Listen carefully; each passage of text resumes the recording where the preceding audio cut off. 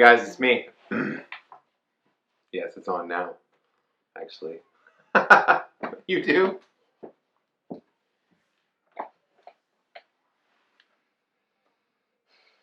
Hey guys, it's your best five friends. I'm Kelsey, that's Rachel. Kels, what do you think about those Green Bay Packers? Man, they are my second favorite team in the world.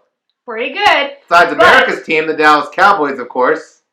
Also this weekend, we saw Israel Adesanya. Easy, baby! I told you guys. I mean, you don't know. You're not going to go back and look on what I said. What I'm saying is Israel Adesanya is the most exciting, most excellent, most awesome fighter in the whole world ever!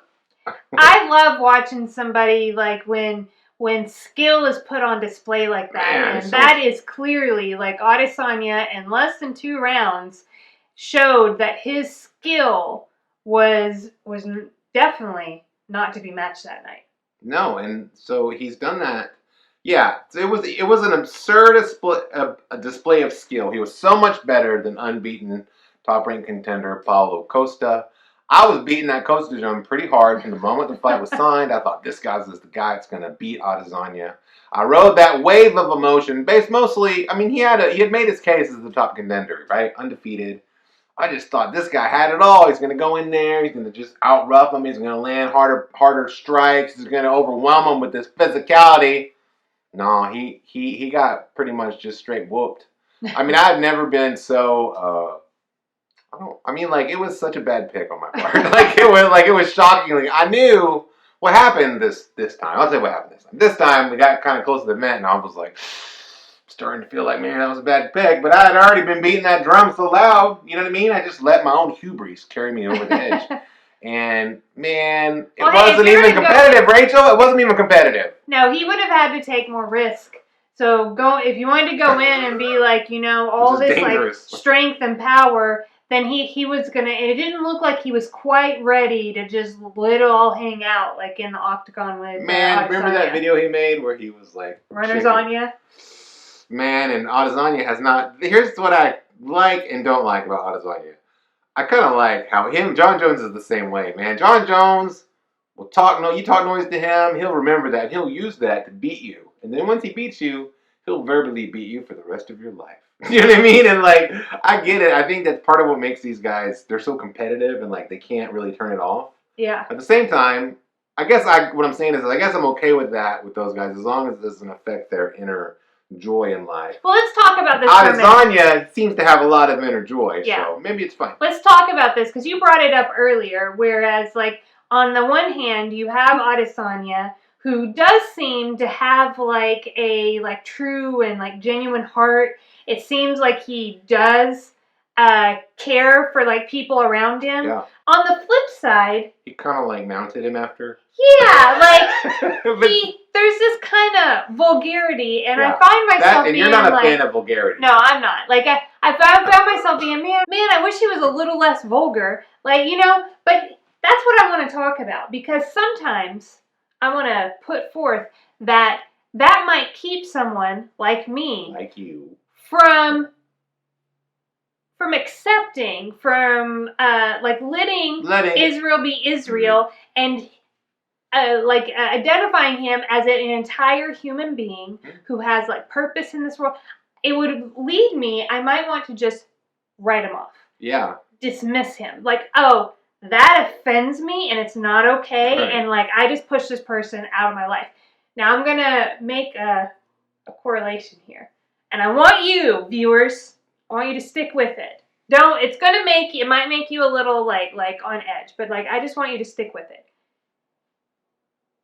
Jesus. Uh-oh, you're bringing Jesus into our show? Jesus would often say like he was seen with tax collectors and prostitutes and sinners, and he recently in a gospel reading I read, he said to the elders, the chief priests, these people, he was like, hey, these prostitutes and tax collectors, guess what? They're going to be in heaven before you.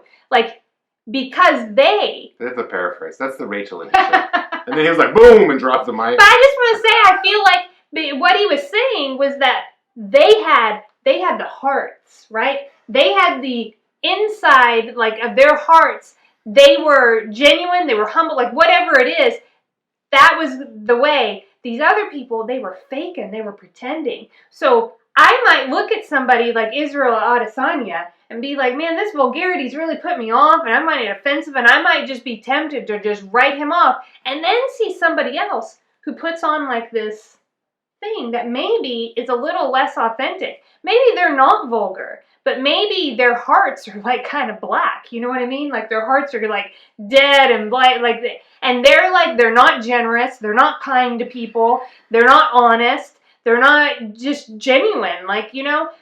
So I would stress, if you were like me, like maybe just let Israel be Israel. And you know, part of like Israel is that you might turn around and he might just mount an opponent he just defeated and be humping him.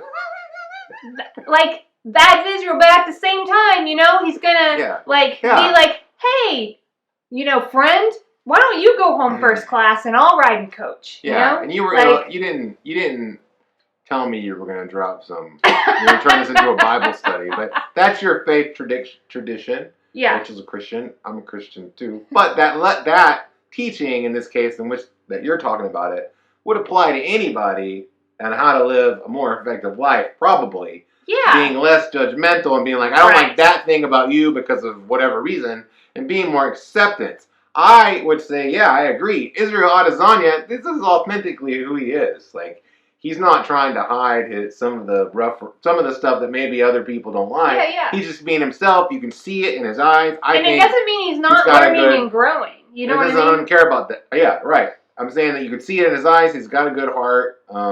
He's shown that as well. And more importantly, if you like combat sports, this guy's a great fighter. I'm talking about more importantly to watching him in the UFC. He's great at what he does. I love watching guys. And he loves what he does. I love when guys love what they do and are great at it. Yeah. That's why I like me. What? What's next for Israel Adesanya? I don't know. He's got a lot of great options. Of course, he wants to fight potentially Jared Cannonier. I could see that fight being good. He's also been talking for the longest time about fighting John Jones. He would love to make that. That's a super fight. That would be awesome. I don't know who he's going to fight next. I know that he's one of the best fighters in the world, and I like to watch him fight, so I'll be there to watch it. Hey, do you think it's just coincidence that, like, I brought up Jesus and his name's Israel? I Maybe just thought of that, yeah. What's not a coincidence is why you're here, watching Real Talk with Kelsey and Rachel. It's meant to be. So subscribe to the channel, because it's meant to be. It is your destiny. We accept everyone here.